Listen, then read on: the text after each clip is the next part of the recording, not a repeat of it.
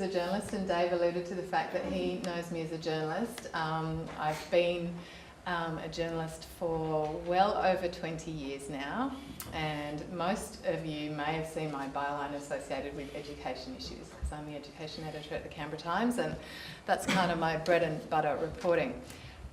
Journalism is a fantastic career, but as Dave also alluded to, it's very exhausting, deadline-driven, pressured.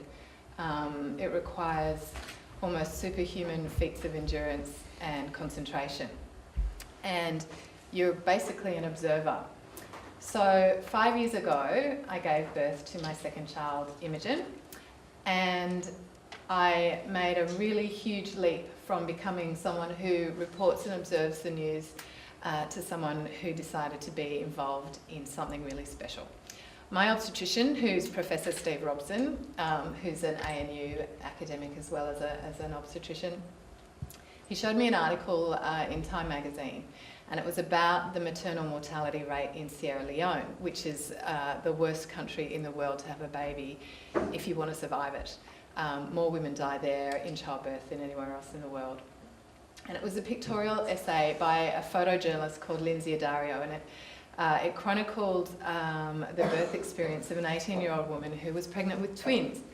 And it shows her labouring 4 days, having to walk many miles to get to a very rudimentary health centre. She managed to give birth to their first baby, which was wrapped up in a sheet and put in a little plastic laundry bag on top of a stool by his mother's side while she laboured with the second child. And the photos graphically show that this mother bled to death before the second child could be delivered, and she died with,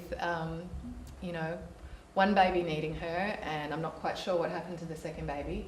And it made a profound impact on Steve, and when he showed it to me, it made a profound impact on me. And he said that he delivers babies for a living. He saves lives probably on a daily basis, but he saw that more could be done. And when he does his rounds every morning across the hospitals across Canberra, he sees rooms filled with flowers. Now, flowers are beautiful and joyous things, and we give them to celebrate many great things in this world. And when a woman has a baby, we often turn to a bunch of flowers to say congratulations and to celebrate the birth. Well, Steve thought that this was rather a large waste of money, because the simple fact is, when you get 4 or 5 bouquets of flowers, you take them home. In many cases, you don't even take them from the hospital. They sit in vases, and within a week or two, they die. So Steve said, wouldn't it be great if we could somehow create some sort of way that instead of sending flowers, we could translate that goodwill and that money, because we spend hundreds of dollars on flowers, into a way of helping more women survive birth. So it would be kind of sponsoring a safe birth in another world, in another part of the world. So instantly my journalistic mind came up with a slogan, because that's what I'm good at: send hope, not flowers. And in fact, you'll see we are so adamant on the not flowers bit that we've put a line right through them. So in my sleep-deprived state, I committed with Steve to setting up a charity. That was 5 years ago. So we started, and it was like climbing Mount Everest. How does a journalist and a doctor start a charity? In fact, it blows my mind thinking, and I was so sleep deprived. We got a small team together. We got a web expert and a lawyer. We got a law firm to help us become a registered charity. You can't go and take people's money and expect the tax office is not going to be interested in that. We started 3 years of paperwork that we are still completing in order to have a registered charity, in order to have the right licenses and all the legal paperwork. We still don't have tax-free status. We're still working on that, but we started. We got some amazing sponsors on board. We got Zoo Advertising to come up with our beautiful slogan, and we started. So 3 years ago, our website was up and running, and we started taking donations. So where does the money go? We have 4 countries that we are working in. Our main country of focus is PNG, because that is one of the worst places in the Pacific region to give birth in. 1 in 17 women in some of the most remote parts of the country can be expected to die while they give birth, and the reasons they die are entirely preventable if they had had even the most basic health care available. We have funded some emergency obstetric kits for for the main hospital in the Solomon Islands. We've recently launched an appeal for Vanuatu when the cyclone took out a lot of the medical infrastructure there, and we fund midwives who provide basic birth training in some remote parts of Indonesia.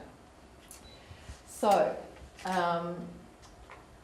it's not just an issue that is within our local area, it is a global issue. Every 90 seconds somewhere in the world a woman dies from largely preventable reasons. She dies trying to bring another life into the world.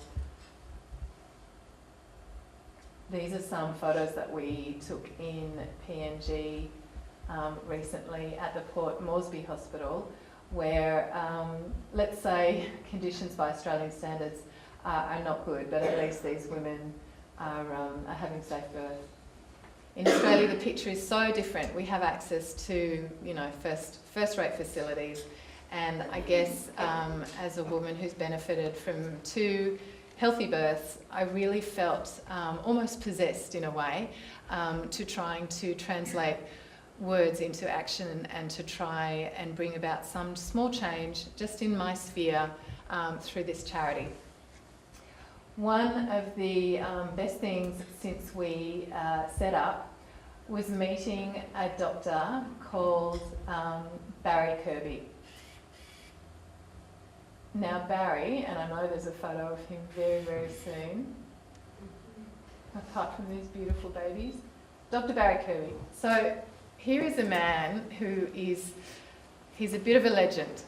And I think we've got some television crews that are working with him currently, and I'm hoping that his story is going to be able to be broadcast to a wider audience. Barry Kirby is he's an Aussie who was a carpenter. He was 40 years old, and he was helping set up buildings, charity buildings in, I think, schools in PNG. He stopped to assist a woman by the side of the road one dark night. She was very ill. She was an older woman. She was very ill. He put her in his truck and he took her to hospital. The next morning he went back to check up on her progress, and she had died. And he thought it probably, if she'd had better health services in this hospital, if he'd got her there sooner, maybe that was a needless death. It really shook him to the core, and at the age of 40, he made this monumental decision. He thought, well, PNG probably doesn't need that many more carpenters, but it needs doctors. So at the age of 40, he came back to Australia and he enrolled at university to do a medical degree, I kid you not. It took him 12 years, and he graduated at the age of 52 with a HECS debt you wouldn't believe, and he went straight back to PNG, where he now provides maternal health services to the women of the Milne Bay province, which is a part of PNG that is almost only accessible by boat or by air. So we think he's pretty legendary. Now, Barry, in Milne Bay, the rate of maternal deaths is very, very high. Barry undertook a study to try and work out what was preventing women from coming to their closest health centre where at least they could have a supervised birth. Many of the women said it was a range of reasons. They were ashamed of their poverty. They didn't have the $5 equivalent health centre fund. They didn't have food when they left their village. What were they going to eat for the 3 days that they were away at the health centre? So Barry put together a baby bundle gift pack, which is, you can see on his shoulder, that's a small plastic baby bath, and it's filled with really basic supplies. Cotton nappies, a sarong for the mother, a singlet for the baby, sanitary supplies, powder and basic baby supplies, all wrapped up in the baby bath. Included in there is a small amount of money for food and the health centre fee. So any woman who comes to the health centre will get this gift, and it takes the pressure off. It allows her to just focus on a safe birth without feeling that she's exposed herself or her poverty to other people. It certainly takes the financial pressure off the family when $5, you know, it's nothing to us, but when you're living in a subsistence existence, it's just too much. So Barry started handing these out, and Send Hope started channeling money to him. We've sent him about $120,000 worth of donations, and each of these baby bundles is worth, costs him around $28 to put together.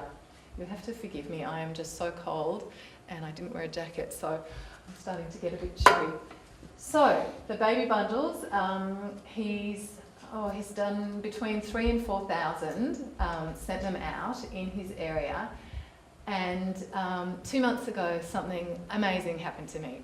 After all this work, after all these hours of you know, setting up a charity, helping it run, monitoring it, you know, I do my day job, and then I go home and I address emails and I do all the paperwork, and you know, we talk on the small team of 4 of us. We have our teleconferences, we work out what we're doing. You know, it's just, there's an endless list. I can't even really describe to you there. If there was 3 of me, if there was, you know, 10 of us, it would still be just a huge workload. But about 2 months ago, something spectacular happened, and that is that the Australian Journal of Obstetrics and Gynecology released a peer-reviewed assessment of Barry's baby bundle initiative. And he has, just through his simple idea of giving these gifts to mums, he has increased the rate of supervised births in his region by 80%, and the death rate has been reduced by 78%. And Tara Torbenschlag, who is on the board, and I, we woke up that morning and I wrote the press release and we discussed it, and we both said, if we were to be hit by a bus tomorrow, that'd be okay, because we've done something really amazing. And to get that sort of peer-reviewed result was truly just a fantastic moment in life. So that's Barry, and this is one of his patients. And these are some mums with the baby bundles and some perfect, healthy, beautiful newborn babies, which is great. We have plans to take over the world with Send Hope Not Flowers. We think it's an idea that is easily transportable, and we've certainly had a lot of interest from other countries. I was in New York last week or the week before, and I visited the offices of Every Mother Counts, which is a sort of a global maternal health campaign, and they thought the work was great. So we think that eventually, once it's running perfectly and all the paperwork is done in Australia, we think that we can take it further afield. And it's just a really simple idea. Not only do we do birth cards, but we do sympathy cards. If you lose someone, rather than send flowers, you can help. I've had a friend lose a mum, and I sent her a sympathy card telling her that while she's lost her mum, that a donation in her mum's honour may help another woman become a mum. It's a sort of a really simple but lovely idea. We do birthday cards, we do Christmas cards. So what I would love for all of you guys to do is to keep it in mind. If somebody you know has a baby, don't send flowers. Send hope, because flowers die and women giving birth should not. And it's just a really simple idea. If there's ever an opportunity for you to spread the word, that's what we'd love.